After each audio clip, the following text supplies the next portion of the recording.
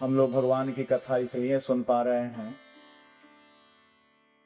कि इस देश में बहुत सारी माताओं के लाल जो अपने घर के कोई इकलौते होंगे, कोई 2 भाई होंगे, कोई 5 भाई होंगे, और वो सब हम लोग कथा इसलिए सुखपूर्वक कर पा रहे हैं कि वो आज देश के लिए खून बहा रहे हैं, अपना शत्रुओं की सेना से लड़ रहे हैं।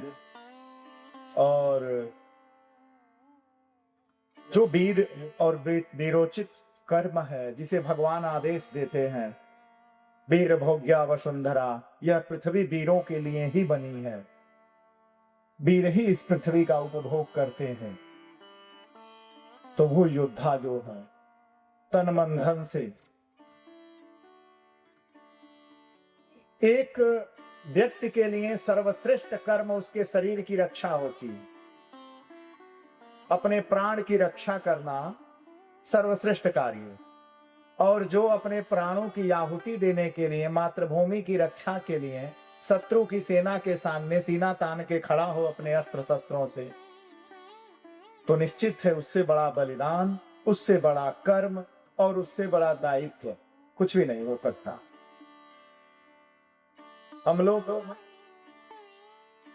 तो प्रजा को संस्कार और धर्म का ज्ञान देते हैं, परंतु भगवान इन्हीं पुराणों के माध्यम से जगह जगह जो है युद्ध विषयक प्रसंगों में पराक्रम स्थापित करते हैं और बार बार कहते हैं कि जब भी देश के लिए आवश्यकता हो तो तुम जिस तरह से भी हो उस तरह से अपने राष्ट्र, देश, नगर, गांव, परिवार, कुल गोत्र की रक्षा जरूर करें। तो इसलिए जो है समस्त उन वीर योद्धाओं को जो आज जो है देश की रक्षा के लिए, जनमानस की रक्षा के लिए देश की सीमाओं पर डटे हुए हैं, तो उन सबको भगवान के इस कथा मंडप से विजय श्री का आशीर्वचन करते हुए हम लोग जो है कथा में प्रवेश करते हैं। बोलिए भारत माता की जय हो, भारत माता की जय हो। यावत् भागीरथी गंगा यावत् वेद चतुर्थतः, यावत् भागीरथी गंगा यावत् देवो महेश्वरः, यावत् प्रवर्ति चतुर्थ वेदा तावत् त्वं विजयी भवः। बोलिए भक्तवत्सल भगवान की जय हो। तो कल जो है आपने भगवान शिव सृष्टि खंड, प्रजापति, मनु, मनवंतर इत्यादि का वर्णन सुना था। कथाएं संक्षेप में ही सुनाई गई थी और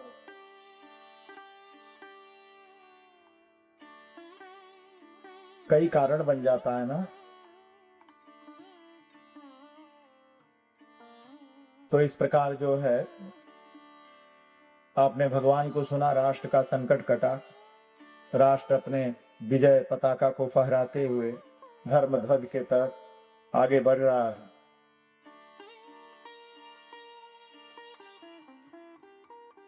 अब मनु और मनु के संतानों के बारे में आप सुन रहे थे, मनु और मनु के संतानों का वर्णन। ब्रह्मा जी ने अपने पुत्र मनु से कहा कि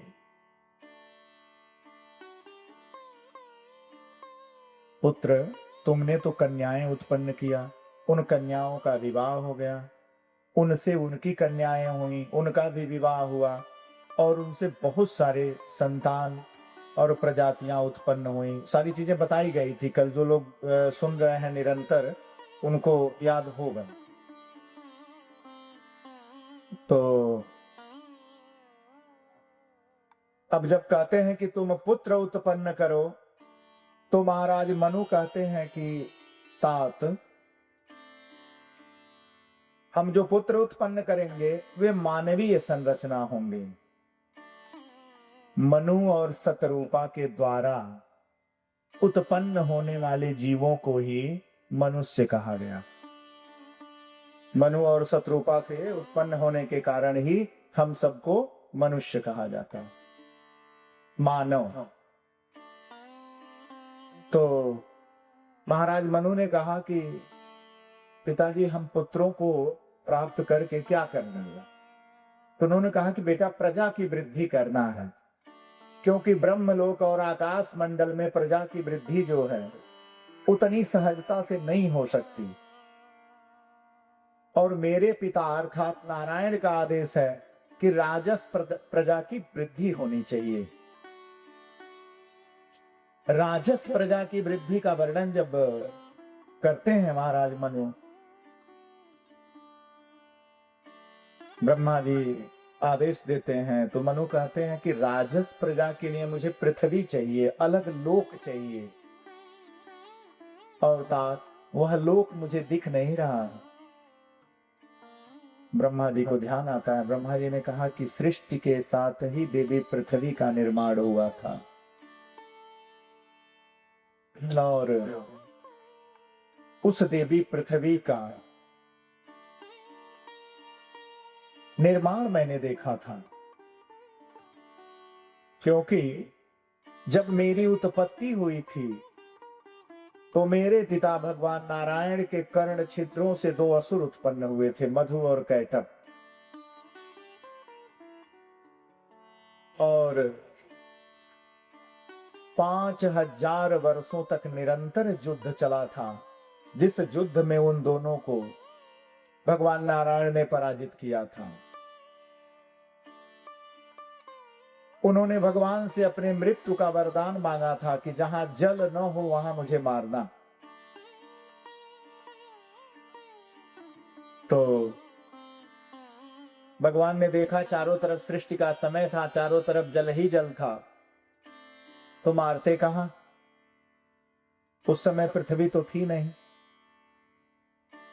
तो भगवान नारायण ने अपने नाभि कमल से निकले हुए जो पुष्प की नली थी, कमल खा जिस पर ब्रह्मा विराजमान थे, उसके पत्ते तंतुओं पर अपना दाहिना जंघा जो है भगवान ने मोड़ के रखा और मधु कैटभ के सिर को काट दिया। वही कमल के पत्ते थे। पानी में ही होता है कमल, और जिन लोगों ने कमल के फूल या पत्ते को देखा होगा उन्हें याद होगा कि पानी में वह पत्ता रहता है कमल का, लेकिन कमल के पत्ते पर कभी पानी नहीं टिकता है। अगर आप पानी डालेंगे तो पानी गोल हो जाता है, गोल गोल होके इधर उधर फैलने लग जाता है। कभी ध्यान दिए हो आप? जिन्होंने देखा होगा, अब वाली जनरेशन तो कमल के फूल को जानेगी ही नहीं।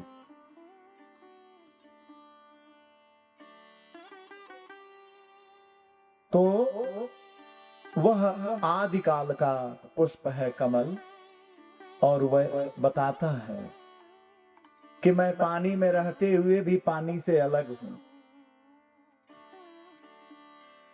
क्योंकि वह भगवान के आश्रित है, भगवान उसकी सेवा ले चुके हैं। इसलिए जो है भगवान ने मधु कैटभ को काटा और मधु कैटभ के सिर से नेदा निकला और वह नेदा जल के ऊपर फैल गया, और वो जब फेन के साथ इकट्ठा हुआ तो एक गोल पिंड बना था, और उसी पिंड को पृथ्वी कहा जाता है।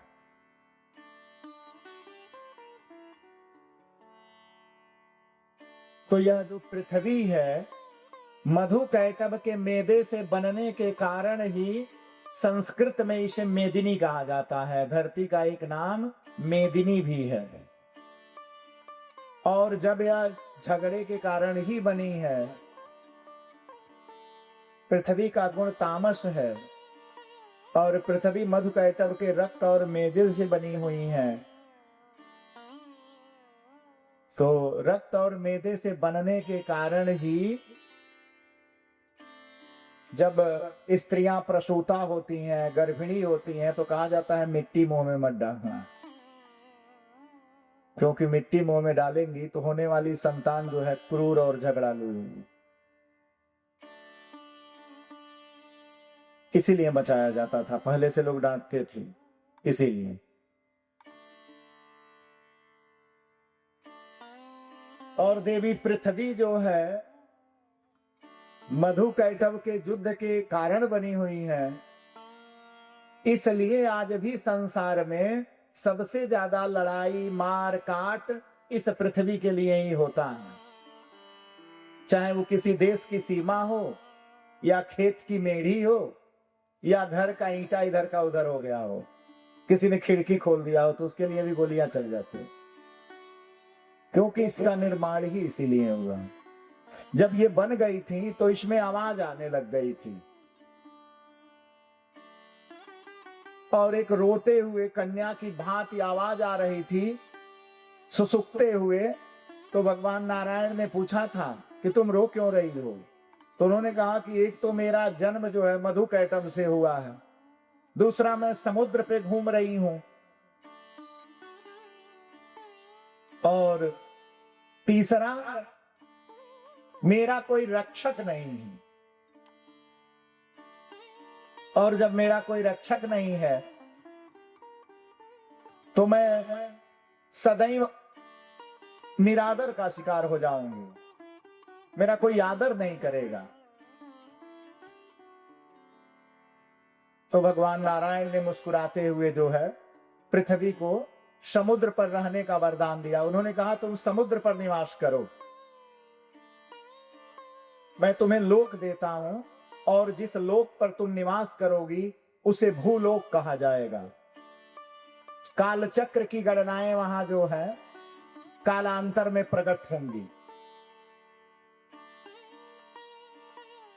और हे देवी, मैं ही तुम्हारा पति हूं, मैं ही तुम्हारा स्वामी हूं। मैं तुम्हें पत्नी के रूप में स्वीकार करते हुए वचन देता हूं कि जब भी तुम्हें लगेगा कि तुम पर अनाचार अत्याचार दुराचार बहुत बढ़ गया है, तो मेरा स्मरण करना, मैं किसी न किसी रूप में आकर तुम्हारा भार नष्ट कर दूंगा, तुम्हारी रक्षा करूंगा, ये वचन देता हूं। तो देवी पृथ्वी जो है भगवान नारायण की पत्नी है। भगवान विष्णु की दो पत्नियों का वर्णन आता है, भूदेवी और श्रीदेवी। भूदेवी अर्थात माता पृथ्वी, और श्रीदेवी अर्थात माता लक्ष्मी। अपने यहां लोग मंदिर बनता नहीं है ना भगवान विष्णु का, यदा कदा ही कहीं दिखता है। आप दक्षिण भारत में जब यात्रा करेंगे तो आप देखेंगे वहां भगवान के तरफ दो आकृतियां देवी की होती हैं, भूदेवी और श्रीदेवी लिखा होता है।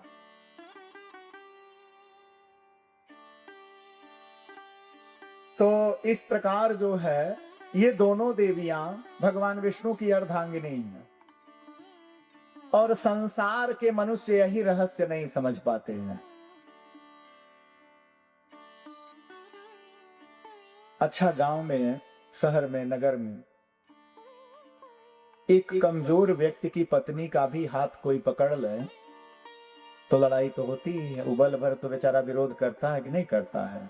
नई बात बनती है तो उनके ऊपर FIR कराता है, थाना पुलिस बुलाता है, पंच प्रधान बुलाता है। होता है कि नहीं होता है?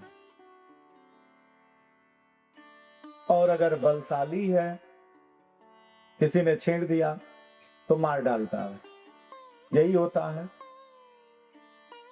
और जो त्रिलोकी का सबसे शक्तिशाली है, देवी पृथ्वी उसकी पत्नी है, देवी लक्ष्मी उसकी पत्नी है, और उसे बलात् कोई रखना चाहे, जबरदस्ती कोई कहे कि यह मेरी है, मैं इसको रखूंगा, मैं इसको खींच लूंगा, मैं इसको जीत लूंगा, तो क्या संभव है? वो भगवान बर्दाश्त करेंगे?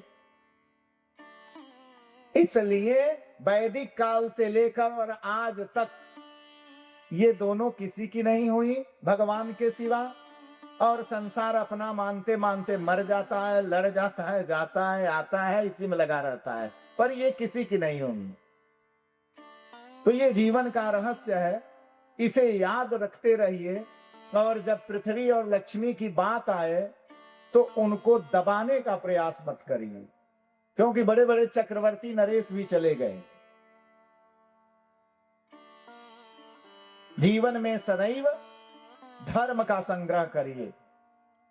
जो कर्मांगत धर्म होता है, कर्म के द्वारा हर व्यक्ति का धर्म अलग अलग होता है। आप सृष्टि खंड में जा रहे हैं और पृथ्वी पर अब राजाओं का वर्णन आएगा। बड़ा आश्चर्य होता है कि हम लोग यही बताते हैं आपको कि नहीं नहीं, धर्म करो, बहुत धर्म करो, दान करो, मोह माया त्याग दो, कुछ नहीं है संसार में, सब मोह माया है। यही सिखाते हैं हम लोगों को, ये सब मोह माया है, कुछ भी आपके साथ जाएगा नहीं। और जब आप हमसे संपर्क करते हैं कि महाराज जी कथा करना है, तो चेले हम लोगों के फोन पे कहते हैं एडवांस भेज दीजिएगा, इतना भेज दीजिएगा, है ना? और आपको उपदेश दे रहे हैं बैठ के यहां से कि नहीं, सब मोह माया है, इसमें मत पड़िए, सब त्याग करिए।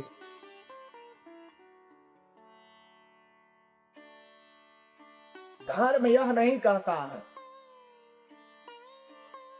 धर्म कहता है, धर्म संस्कृत के ध्री धातु से बना हुआ है वैयाकरण में, और धर्म का अर्थ होता है धार्येत इति धर्म। जो धारण करने योग्य हो वही धर्म है। जो धारण करने योग्य नहीं है वो धर्म हो ही नहीं सकता। हर व्यक्ति का धर्म अलग अलग है। हम लोगों को गलत पढ़ाया जाता है कि नहीं, हम एक धर्म के आभा मंडल में हैं, हम हरे कृष्णा कह देंगे, हम ओम नमः शिवाय कह देंगे, हम हरे रामा कह देंगे तो हमारी मुक्ति हो जाएगी। कतई नहीं होनी है, होती तो बहुतों की हो।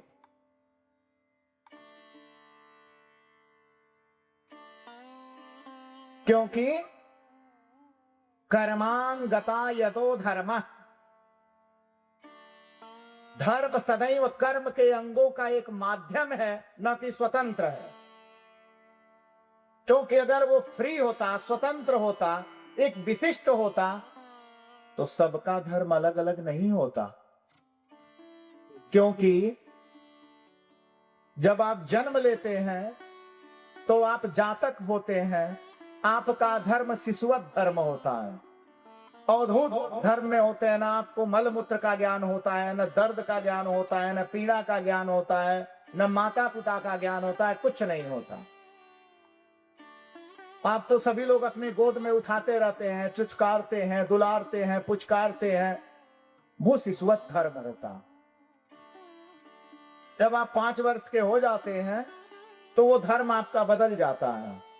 वहां से आप पढ़ने जाते हैं, और पढ़ने जाते समय जब आप आनाकानी करते हैं तो माता चपेट लगाती है, क्योंकि वहां से आपका जीवन विद्यार्थी धर्म में प्रवेश कर रहा है। आप किशोरावस्था से होते हुए युवावस्था तक शिक्षा का प्रादुर्भाव करते हैं, और ज्यों ही बालक अवस्था समाप्त होती है, किशोरावस्था समाप्त होती है, तो युवावस्था के धर्म अलग हो जाते हैं। वहां आप सबको पहचान चुके रहते हैं, आपके गुरुजन होते हैं, शिक्षक होते हैं, आचार्य होता है, माता होती है, पिता होता है, भाई होता है, सब दिखते हैं। वहां आपका धर्म अलग हो गया। आप कहीं नौकरी करते हैं, सेवा में लगे हुए हैं, तो वहां आपका सेवक का धर्म हो गया, अलग धर्म हो गया। आपके ड्रेस बदल जाते हैं, वस्त्र पहनने के तरीके बदल जाते हैं, आपके कार्य के हाव भाव बदल जाते हैं, वहां वही धर्म है। और जब आपका विवाह हो जाता है तो आपका अलग धर्म हो जाता है, आप एक पति हो जाते हैं, आपका धर्म वहां और बदल गया। और जब संतान होती है तो आप माता पिता हो जाते हैं, वहां एक अलग धर्म बदल गया। और इन्हीं संतानों का जब विवाह करते हैं तो आप सास ससुर हो जाते हैं, नाना नानी हो जाते हैं, तो वहां आपका धर्म अलग हो गया। एक ही शरीर पर ये धर्म इतनी बार चक्कर काटता है। इसलिए धर्म धारण करने की विषय वस्तु है।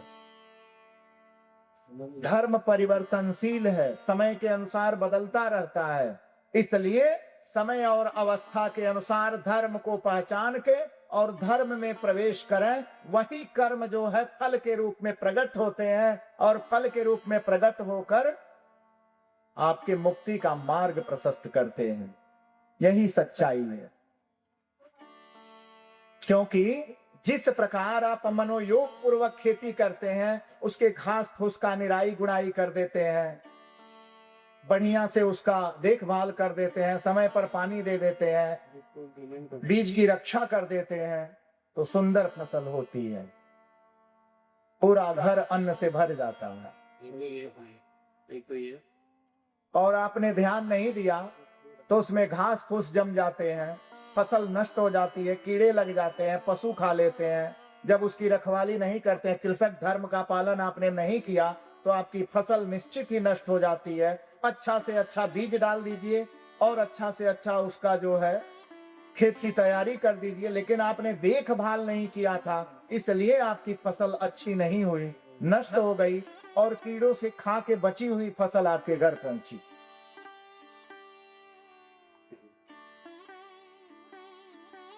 इसलिए जीवन को कस कर उसके साथ अच्छे संस्कार युक्त कर्म करते रहिए, अपने स्वयं को पहचानिए और किसी भी मत, किसी भी मतांतर, किसी भी धर्म, किसी भी जाति, किसी भी व्यवस्था, किसी भी संप्रदाय के अधीन होकर भगवान को भजिए, अपने धर्म का पालन करिए, लेकिन कर्म के अंतर्गत करिए।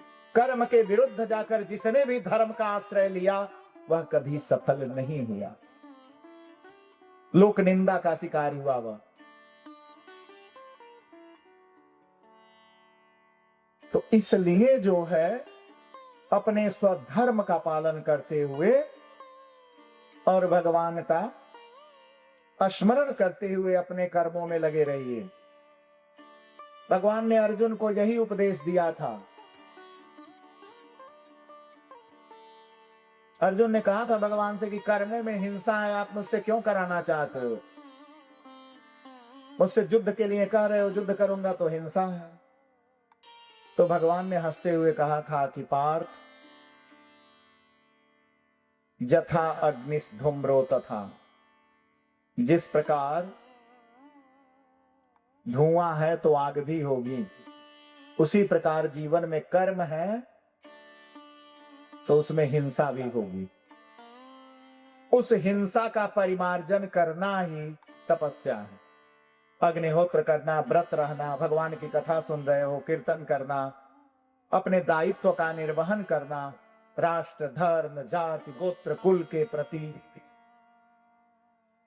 इसीलिए भागवत में कहा जाता है कि पुरुषाणाम च गुरु, पुरुष को गुरु की आवश्यकता होती है जो उसे डांट के समझा सके, लेकिन स्त्रियाणाम च पति गुरु, भागवत में आया है कि स्त्रियों का गुरु उसका पति ही होता है।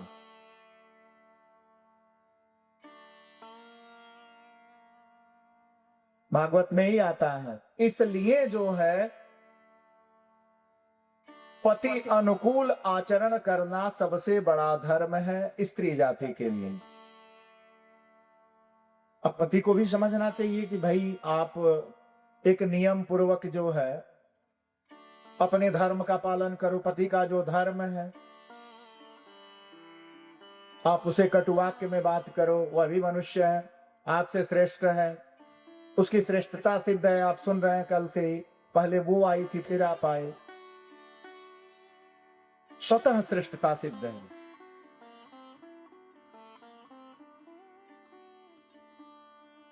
वेदांत में कहा जाता है कि जाति पुरुषों की होती है। जो जातियां आप पढ़ते हैं, ब्राह्मण, क्षत्रिय, वैश्य, शूद्र, ये पुरुषों में होती है,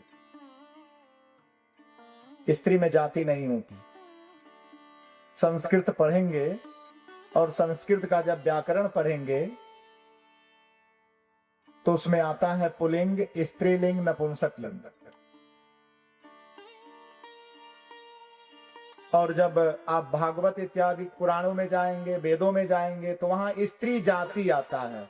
व्याकरण में भी स्त्री जाति स्वतंत्र पढ़ाया जाता है और पुरुषों में जाति का वर्णन आता है।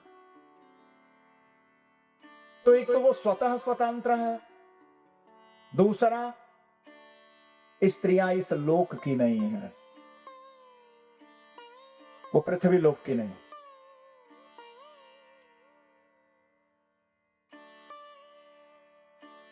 ऊर्ध्व लोकों से आई हैं।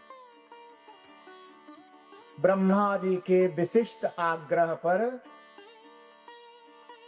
महाराज मनु की याचना पर वो आई, और जब आई तो उनके में आज भी यह चीजें दिखाई देती हैं। वो अलग है आपसे, उनके जीवन का चक्र जन्म से लेके और मृत्यु पर्यंत बिल्कुल अलग होता है, उनकी बनावट अलग है, उनके शरीर की क्रियाएं अलग हैं।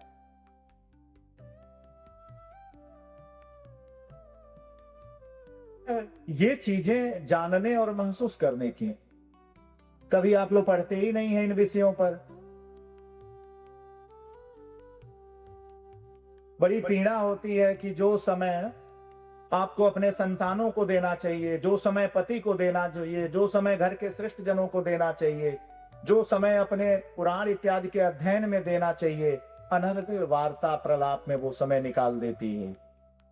इससे बचना चाहिए, क्योंकि अगर आपने सोच लिया कि हम भगवान को जन्म दे देंगे तो आप दे दोगे,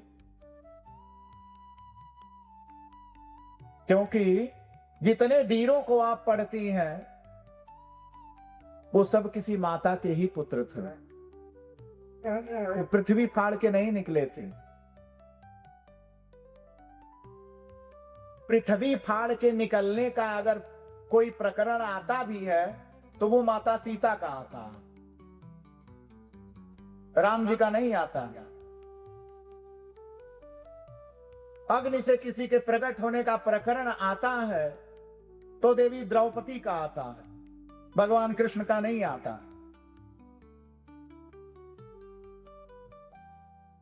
तो इसलिए स्त्रियां जो हैं स्वतंत्र हैं, अलग आई हैं वो, इसलिए वो सर्वश्रेष्ठ कही जाती हैं। अब मानने को ही तैयार नहीं है कि हम श्रेष्ठ हैं तो उसकी तो कोई दवा है नहीं। हाथी इतना शक्तिशाली होता है कि अपने पैरों से वृक्षों को जब दबाता है तो वृक्ष उखड़ जाते हैं, और वही हाथी महावत पतली रस्सी में बांध देता है और हाथी बेचारा चुपचाप खड़ा रहता है। उसे अपने बल का ज्ञात नहीं है कि मैं खींच दूंगा तो रस्सी टूट जाएगी, लेकिन वो बंधा रहता है। उसी तरह जब आपको ये भान हो जाएगा कि हम स्पेशल हैं, यूनिक हैं, ईश्वर के आग्रह पर आई हैं, आप अलग हैं, तो आपकी क्रियाएं तभी से सुंदर होनी शुरू हो जाएंगी, आपकी प्रत्येक रचना अच्छी हो जाएगी।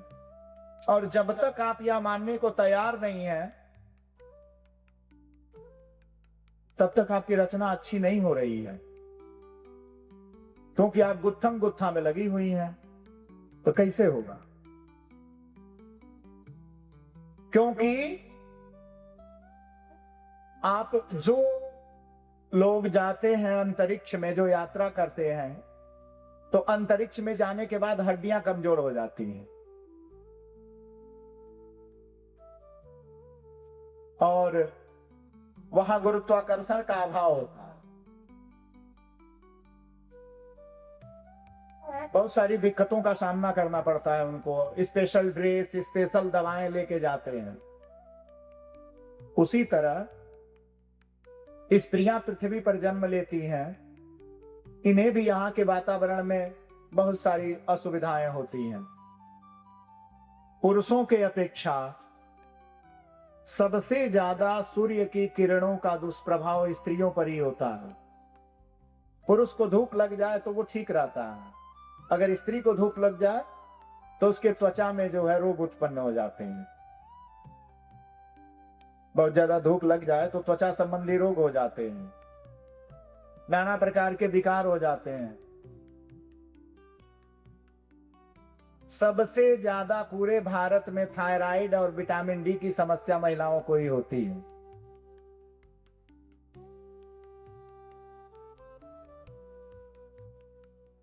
ये प्राचीन काल से चला आ रहा है। तो इसलिए मैंने इस प्रकरण को बोला कि अपने को पहचानो, और जिन संतानों को पाल रही हो, जिन बच्चियों को, बच्चों को पाल रही हो, उनको ये बताओ। जब तक हम समाज को, बच्चों को, परिवार में संस्कार नहीं देंगे कि यह कन्या है, वह स्पेशल है, आई है, वो भगवान के विशेष आग्रह पर आई है, वो देवी है, तब तक हमारा विचार नहीं बदलेगा। जब संतानों में ये बात डाल दोगी तो वही संतानें उसे उसी दृष्टि से देखेंगी, और जब उनके मस्तिष्क में कूड़ा कबाड़ा भर देंगी तब उनके नजर में सभी कूड़ा कबाड़ा ही रहेंगे।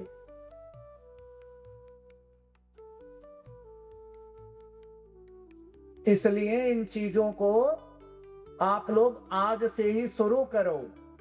बड़े छोटे बच्चों के दिमाग में ये डालो कि स्त्री के प्रति, छोटी बच्ची हो, बड़ी बच्ची हो, वयस्क हो, अवयस्क हो, उसके प्रति अपना धैर्य, अपना मस्तिष्क समर्पित रखो। ये संतानों को समझाइए। सारा ज्ञान सिर्फ बच्चियों को ही दिया जाता है। बच्चों को भी ज्ञान दिया जाए तो समाज में जो बुराइयां और गलतियां हो रही हैं वो अपने आप घट जाएंगी, कम हो जाएंगी। इसलिए जितनी आवश्यकता आप लोग बच्चियों को देती हैं उतना ही पर्जेंस बच्चों को भी दीजिए, उनको भी संस्कार बताइए।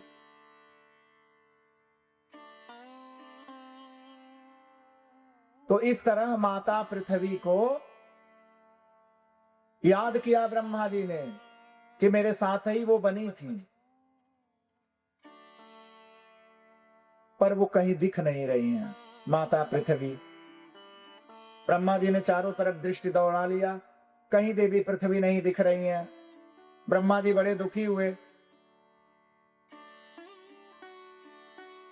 हुआ क्या था, कश्यप जी की बड़ी पत्नी से 2 पुत्र हुए थे, कल बताए थे, हिरणाक्ष और हिरण्यकश्यपु। तो हिरणाक्ष बड़ा था, परंतु जन्म लेने के बाद रोया देरी से था। ये दोनों जुड़वे थे। तो शास्त्र कहता है कि 2 बच्चे एक साथ उत्पन्न होते हैं तो जो पहले रोएगा उसे ही बड़ा माना जाता। ज्योतिष में भी यही लागू है। 2 बच्चे एक ही समय पर 5 से 10 मिनट के अंतराल में पैदा होते हैं, लेकिन जो पहले बोले या रोएगा उसे ही बड़ा माना जाता है। तो हिरणाक्ष बड़ा था परंतु शांत था। तो सबसे पहले जो है हिरण्यकश्यप जो है वो रोया था, इसलिए उसे बड़ा कहा गया।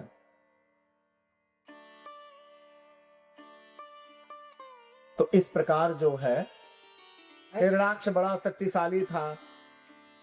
उसके अपने बल का था नहीं था कि मैं कितना बलशाली हूं। घूमने लगा वो अपने बल की थाह लगाने के लिए। वरुण के पास गया, भगवान सूर्य के पास गया, गरुड़ के पास गया। इन सब ने कहा कि देखो हम तो भाई हैं तुम्हारे, हमारे पिता तो एक ही है, माताएं अलग अलग हैं पर पिता एक ही है। हम आपस में युद्ध करेंगे तो ये ठीक नहीं रहेगा।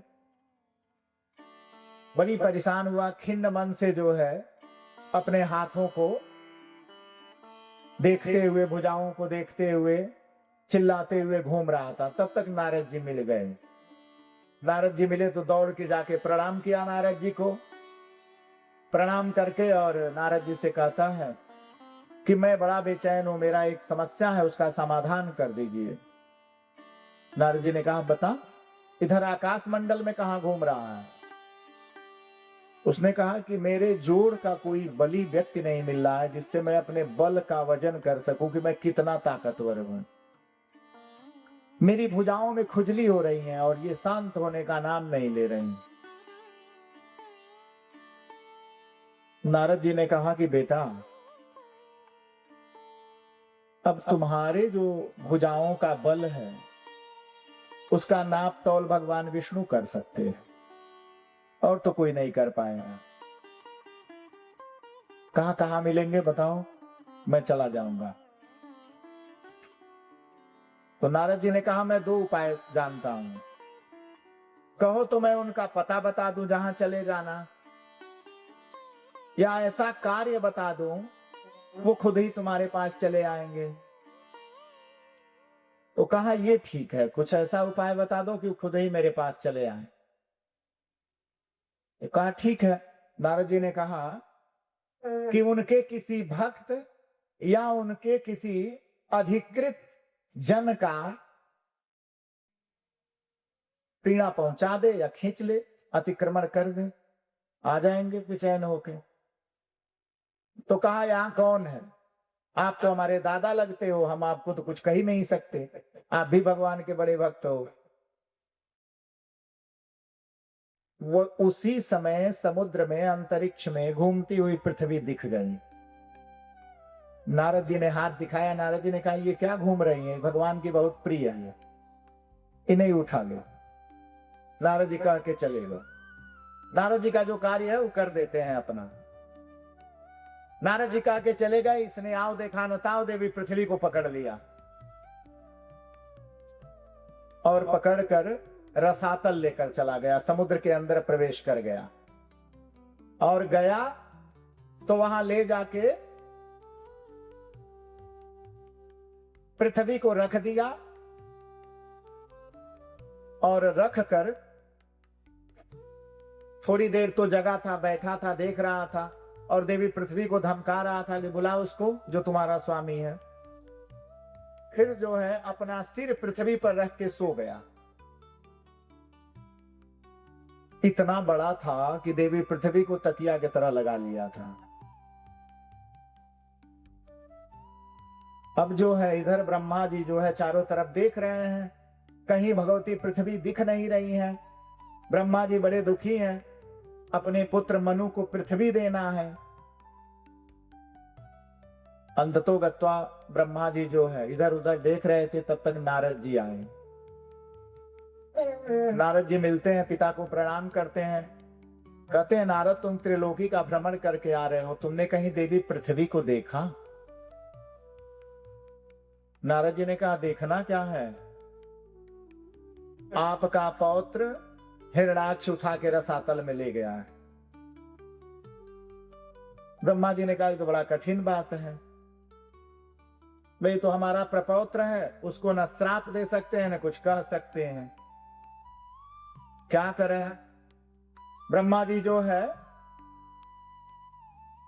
तरीका ढूंढते हैं, बड़े चिंतित होते हैं, कोई तरीका नहीं मिलता है। अंततो गत्वा ब्रह्मा जी ध्यानस्थ होते हैं, और ध्यानस्थ होकर भगवान का चिंतन करते हैं। चिंतन करते हुए कहते हैं कि हे तात, आपने कहा था कि सृष्टि के कार्य में जब जब तुम्हें मेरी आवश्यकता होगी तब तक मैं आऊंगा।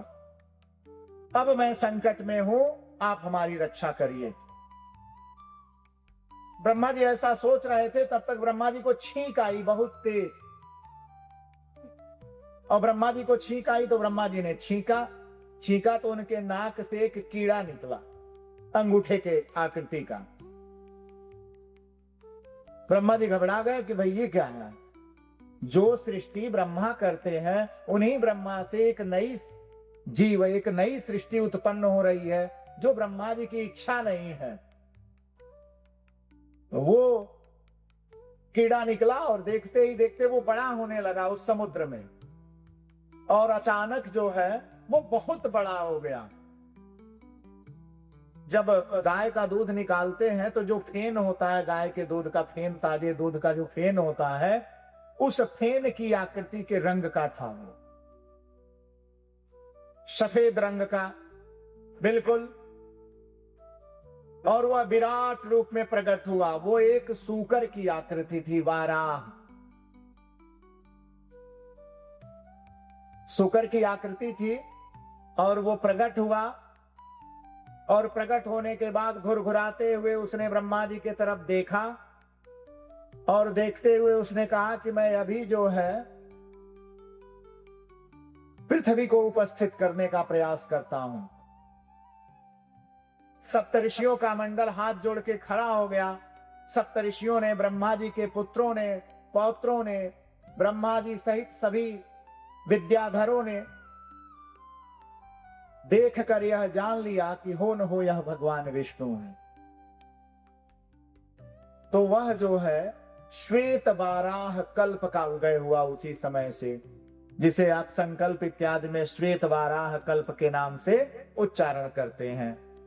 होए वाराह भगवान की जय हो। तो इस प्रकार भगवान वाराह प्रकट हुए और प्रकट होकर उन्होंने अपनी दोनों भुजाओं को समुद्र पर मार दिया। समुद्र का पेट फट गया और प्रवेश कर गए समुद्र में। सीधे चले गए बिना किसी हलचल के पहुंचे। उन्होंने देखा कि देवी दिति का पुत्र हिरणाक्ष पृथ्वी को सिर के नीचे लगा के सोया हुआ है।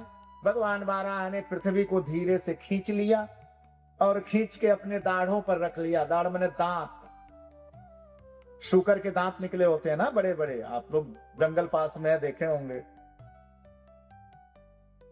उन्हीं दाढ़ों पर पृथ्वी को रख लिया और निकल गए भगवान।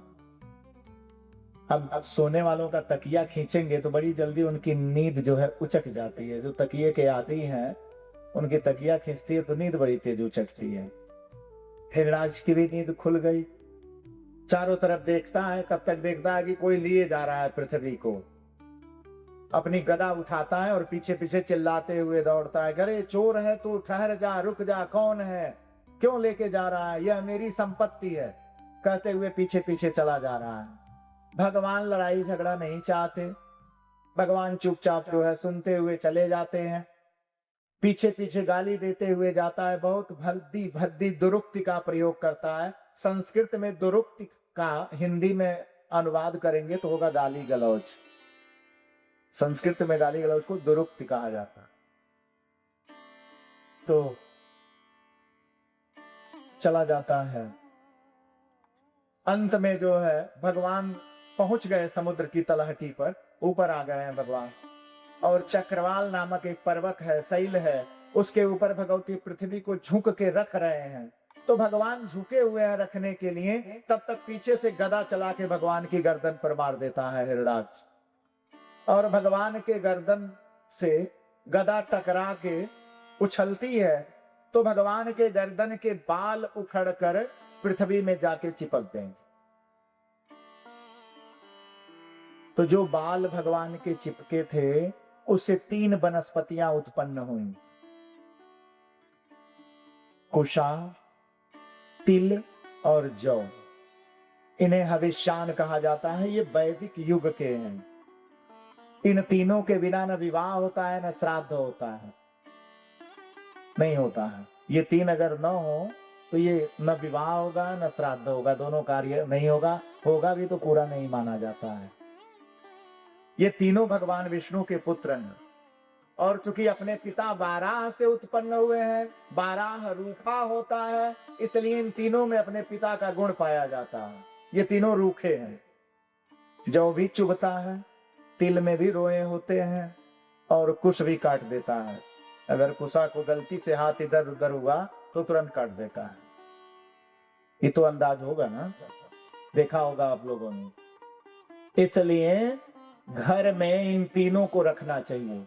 जिस घर में कुशा, तिल और जौ रहता है उस घर में भूत प्रेत पिशाच तंत्र मंत्र का प्रभाव नहीं होता। और तो और अगर ग्रहण लगा हुआ है और घर पे आपने कुशा बिछा दिया है तो ग्रहण का दोष भी नहीं लगता घर पे।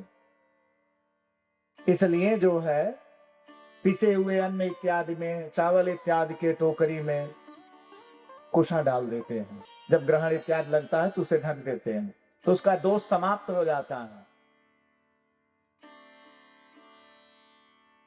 तो ये जानना जरूरी है और इसीलिए कथा सुनना जरूरी है। सुनेंगे तभी जानेंगे और तभी न बहुओं को, बच्चियों को बताएंगी। देखो, जो पैसा रखी हो अपने अपने संभाल के पुसलहा करके, ऊ बताओ चाहे मत बताओ, जो ज्ञान है ई जरूर बता देना बच्चे बच्चियों को, ठीक ना? उनके भविष्य के काम तो आएगा।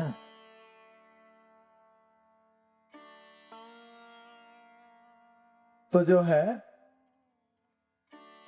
माता पृथ्वी घबरा गई हैं, बिल्कुल एकदम घबराहट में कपा रही हैं, डर रही हैं कि हो क्या रहा है। और इधर हिरण्याक्ष जो है भगवान पर गदा चला ही दिया था। भगवान मुड़े, भगवान से बाह्य युद्ध करता है और लड़ाई शुरू होती है दोनों लोगों में। अपनी गदा संभालता है फिर और भगवान के छाती में जोर से गदा का प्रहार कर देता है। भगवान गिरते गिरते बचे थे, पीछे हट गए थे भगवान, इतना जोर से मारा था भगवान की छाती में। देवी पृथ्वी डर गई थी, कांप रही थी। भगवान ने देवी पृथ्वी को आश्वासन दिया कि डरो मत, मैं ठीक करता हूं इसको।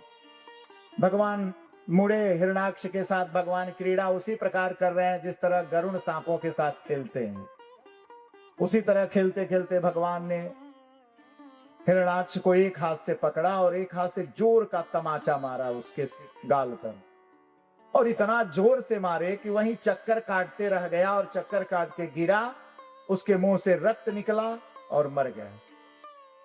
मार दिया भगवान ने हिरण्याक्ष।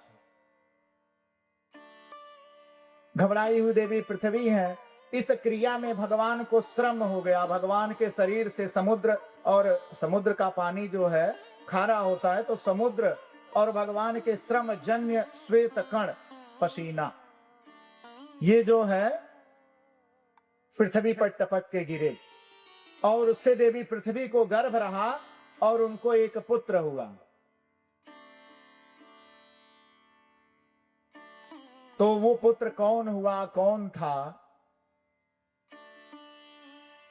ये मैं आपको 3 दिन बाद बताऊंगा। याद रहेगा, पूछोगे तो उसकी कथा बता दूंगा, क्योंकि वो कथा कृष्णावतार में आएगी। क्योंकि देवी पृथ्वी का वो पुत्र कृष्णावतार में मिलता है जाके भगवान से, अपने पिता से। तो तब आप पूछेंगे तो बता देंगे, और आप भूल गए तो हम बताएंगे भी नहीं, क्योंकि हमें भी जल्दी रहेगी। याद दिला दोगे तो कह देंगे।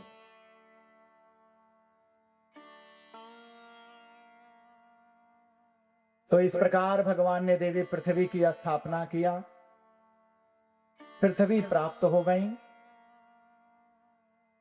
फिर ब्रह्मा जी, सभी सप्तऋषि लोग आके स्तुति किए भगवान की, और स्तुति करते हुए जो है भगवान को धन्यवाद प्रेषित करते हैं। बोले वाराह भगवान की जय।